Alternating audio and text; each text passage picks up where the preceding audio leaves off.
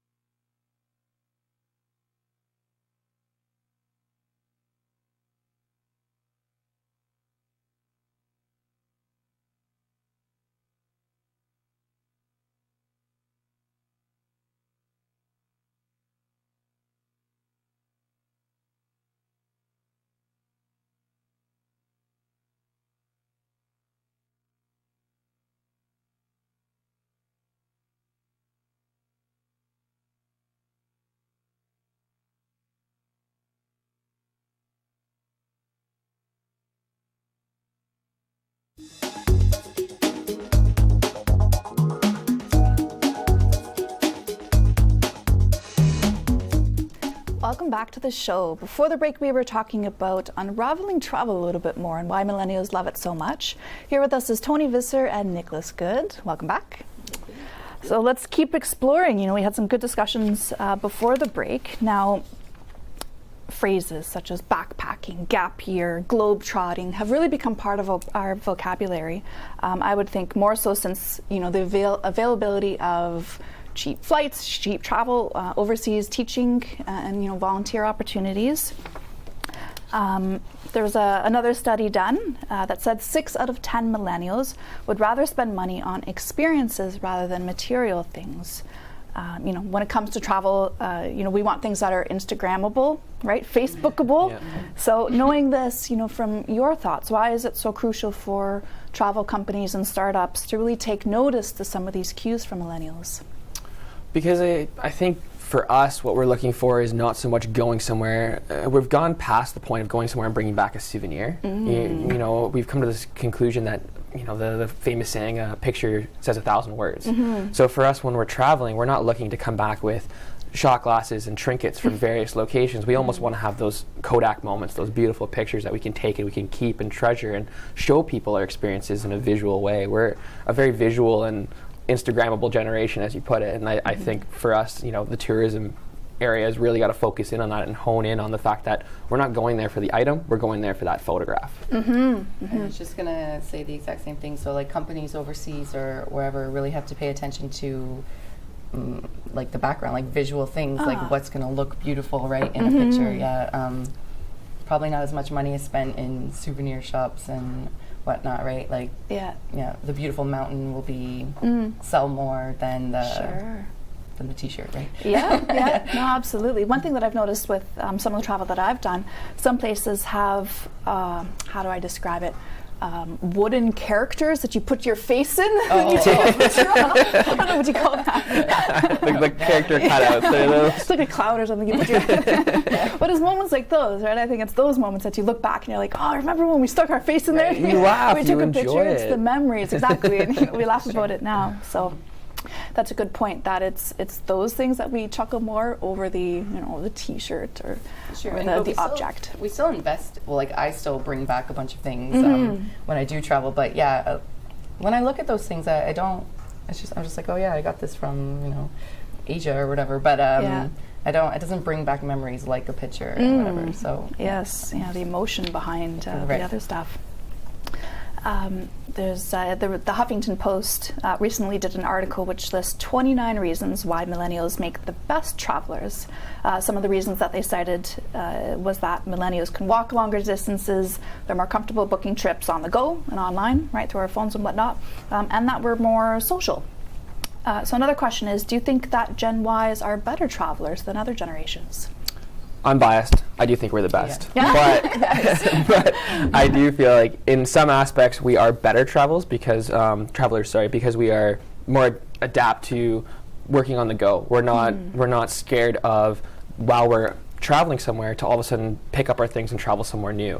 You can be in the middle of Europe and decide to hop a Ryanair flight somewhere new because we have the ability to quickly book those flights, book those hostels or those hotels, and we have no problem hopping on the next plane out of there and finding somewhere new. And because of that sort of, we're highly capable with the internet, we're easily sociable, we're great at meeting new people, and we're a little younger and we can walk that little bit of a farther distance than some of the other generations. You keep stealing all my answers.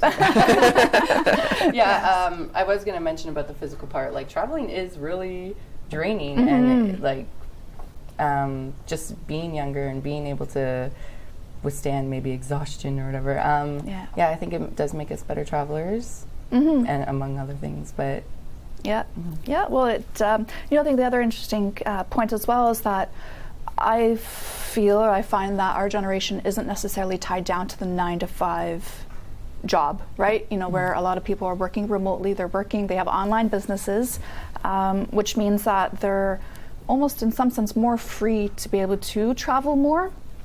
Whereas, my parents' generation, they worked at the same company for 20, 30 years and then traveled once they were retired. And, I think our bodies are in different shapes, most of us, at that point. So I think as well, just, being able to travel more at a younger age, for sure, makes us perhaps better travelers. I think the fact that we're so like easily adaptable, because like our society is different now, our economy is different. A lot of us work when we're in high school, so our we don't have a 9 to 5 schedule. Like it's like a 9 to 3 of school, and then like 7 to 11 at night, and so like our whole life is just all over the place. So we're just used to just going. Right? Yeah.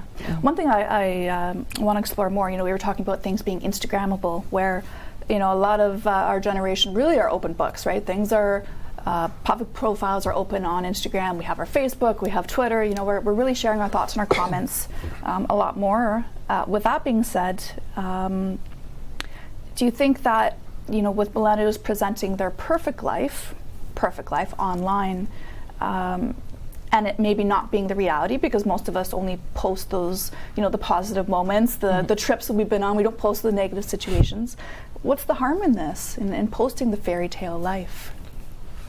Well, we're choosing a selective amount of what we want to display to people, and whether that's the good or the bad, I don't think there's any real harm in it. I think everyone kind of understands it, and we expect that with things like Facebook. I mean, none of us are going to post that terrible picture of ourselves on Facebook, because why would we do such a thing? And most of us, if we get tagged in a picture that we don't like, the first thing we're going to do is untag ourselves in it. Yeah. And so having that sort of selective process in how we present ourselves online, I don't think it's a bad thing, although I do think it's something that we should be, and most of us are aware of. And so we know that that person might have only posted the great pictures of the trip, and they might not have the bad times posted either. So it's good to keep a reference point, to look elsewhere for those bad reviews aside from someone's Facebook profile. Yeah, we have a couple seconds left before we got to go to break. Toni, any thoughts from you on, is it good, is it bad, the fairy tale life that we post? I do think it's harmful. I think like we compare ourselves to other people more often because we only see the best of everyone, right? So I think it's harmful, but not extremely. Yeah. Well, thank you both for your thoughts. Stay tuned. After the break, we'll talk more about traveling on a budget and give some tips for you. Keep watching.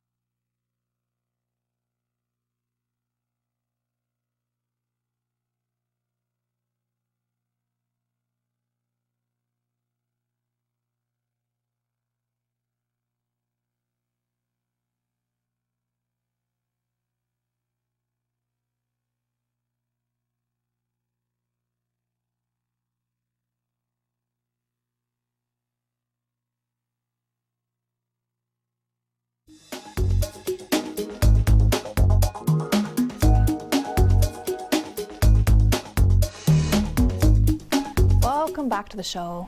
Before the break, we really were talking more about millennials and travel and whether or not, we're entitled. On this last part here, we're going to be exploring more about traveling on a budget. Welcome back, guys. Thank you. Yeah, you're welcome.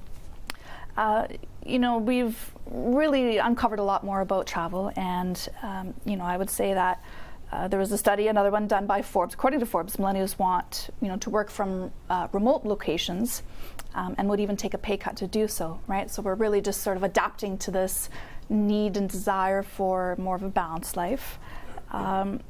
Would you say that this preference for this type of what does this preference for this type of work have to say about millennials? I think we're willing to do the work that we need to get done, but we don't want to necessarily be part of those restrictions. We're used to, as we mentioned before, having a loose schedule. Go to class, come home from class, but class wasn't 9 to 5, or go to work, but you're working shorter shifts. And for us, we would love the opportunity to be able to get our work done and not have to necessarily do that daily commute. We don't like some of the things that have been standardized, the rush hour traffic. We don't want to be a part of that. We would rather be on a plane flying somewhere nice, and while we're away, connect to Wi-Fi and do our work from the beach or by the pool. Yeah. I was just going to say, what I mentioned before, it just speaks to like how easily adaptable we are just by means of how we've grown up and our crazy schedules our whole lives. Yeah. Is there anything wrong with this type of desire? Going forward, of sort of thinking ahead in the future. Is there anything wrong with it, or are we leading the future with how things should be, could be? I don't think there's anything wrong with it. Like nothing wrong with being more cultured and exactly, right, and being flexible or whatever. Yeah, I think we are leading the future. I think the next generation will just want to travel more and be even more adaptable. And there really is something special about being remote. And Nicolas, as you were saying, being tied in, to different places. I often visualize, right, imagine, waking up, walking 20 steps, and, you're right there in your workspace, but you're also at home, but you're looking out and you're seeing, something exotic that you wouldn't see in the normal day-to-day life, right? So just that changing up of routine, I guess. Again, it's the same thing that we don't want work to control our lives. We want to earn a decent living, yet be able to enjoy life, spend time with family and friends, see the world. How do we achieve all those things? As I started off this show, both of you have traveled, right? You have different experiences, but similar experiences. Maybe you can share just some of your own with how you were able to balance it. For me, it's all about finding an ability to balance out your finances in the right way. I mean, everyone has a set number of bills, monthly payments, monthly fees that they have to take care of first, and that always comes first and foremost. But then there's always that little bit of buffer, and I think, the way I look at it is, and I tell friends of mine, is that the difference between being able to travel might be that you don't spend $6 on a latte at your coffee shop, and you just take that $6 and every little bit that you can, you put it away. And usually I've been lucky enough that many friends and family have been very supportive and helpful in my process of traveling. And the biggest thing is, for me, to get around where I've been, what I found was the biggest step is getting that first plane ticket and that first hotel. I spent 2 months in Europe, and for me it was, once I got to Germany, which was my starting location, it was easily done traveling around Europe and going to places like Italy, taking a quick, cheap flight. And the hardest part for me, and what I find for people, is making that initial step. And booking that flight, booking that first hotel, and going. Once you're there, it's easy to travel around a new location. It's just hard to put the emphasis and the pressure on yourself to get it done. Absolutely, the initiation. One thing that I found that I'll share was that in my last trip to Europe, using Airbnb was really a big money saver. The convenience of using Airbnb to stay, yes, at somebody's house, but to be able to use the kitchen, make breakfast, make your lunch, make your dinner, have laundry right there. That was such a convenience and a big saver and expenses at the end of the day, because we didn't have to eat out all the time. So I think that's another way that if you want to be able to travel even for a short term, for a month or 3 months or something, that having that as a tool or resource can help people balance things out a little bit more, right? Yeah, I think that helps. We have so many resources, right? Like online couch surfing communities or whatever. So free. I would say so cheap, but free. Yeah.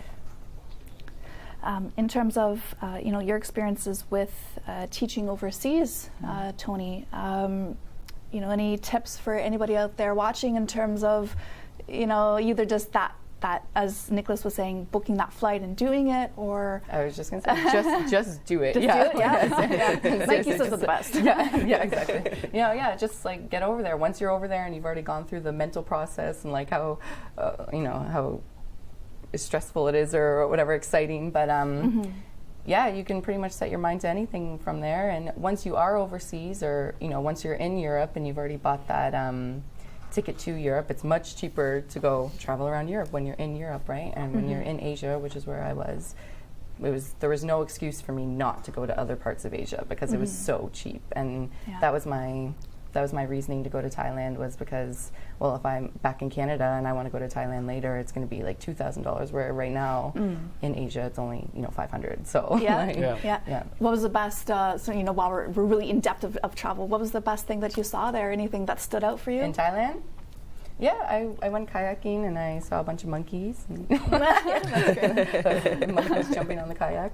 That's fantastic. That's cool. And where Leonardo DiCaprio filmed the beach. Well, it's the exotic, right? Those exotic experiences that you get when you're out there. So any last few seconds left, one last tip for our viewers, in terms of traveling and just doing it. What do you say? Just do it. There's no excuse. If you want to travel, you will make it happen. There's no reason why. And if you're hesitant, well, thank you so much. Thank you so much. Stay tuned for more information on our show and our guests. Please check out itsallmillennial.tv. Thank you.